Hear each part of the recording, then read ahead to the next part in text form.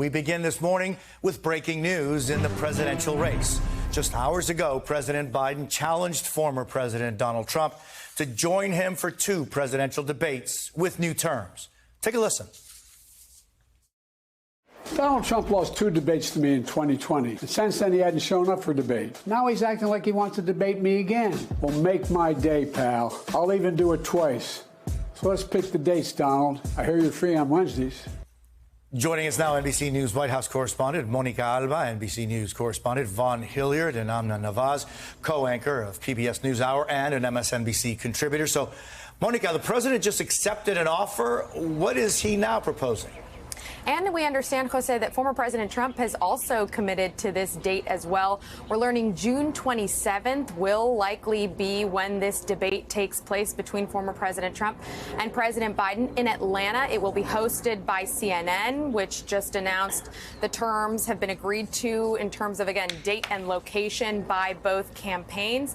There's still a lot of open questions about some of the other components to a debate like this, which is taking place far earlier than other general election matchups that we've seen in past cycles. But this did all start this morning with the Biden campaign sending a letter to the Commission on Presidential Debates, telling them essentially, we're not participating in your format. We aren't going to be engaging in those fall debates. Instead, we are proposing 2 debates to be directly negotiated between the campaigns and between relevant news networks to take place in late June and in September, with a vice presidential debate between those 2 in late July. So we'll see if that holds in terms of the calendar perspectives.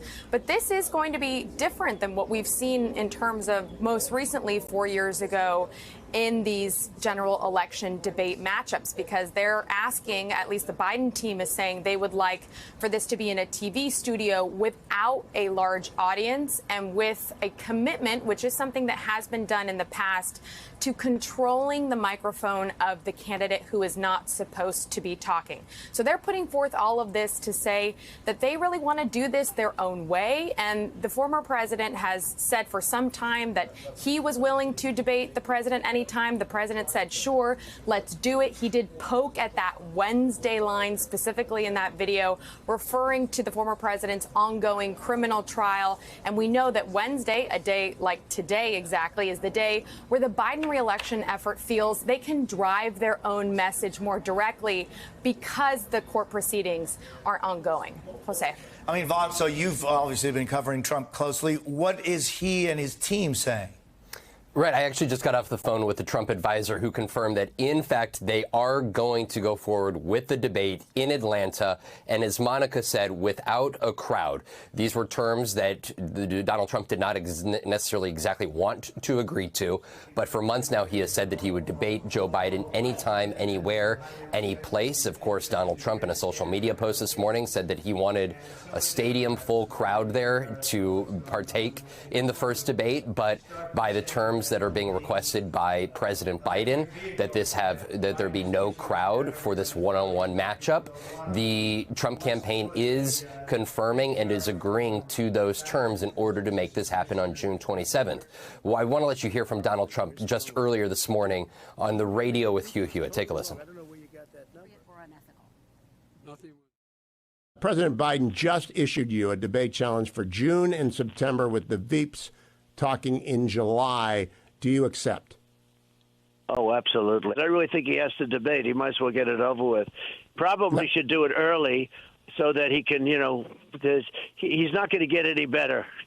No, but June and September is great. Every day is a down factor for him.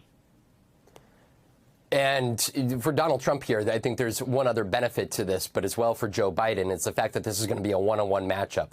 By foregoing debating with the commission, where there has been historically a threshold that would allow a third-party candidate like Robert F. Kennedy Jr. to debate, by foregoing the commission and going forward with this debate on June 27th, both men whose campaigns both fear siphoning votes away from their candidates in favor of Kennedy, both of them are now going to have a one-on-one matchup without having to give the platform to Kennedy.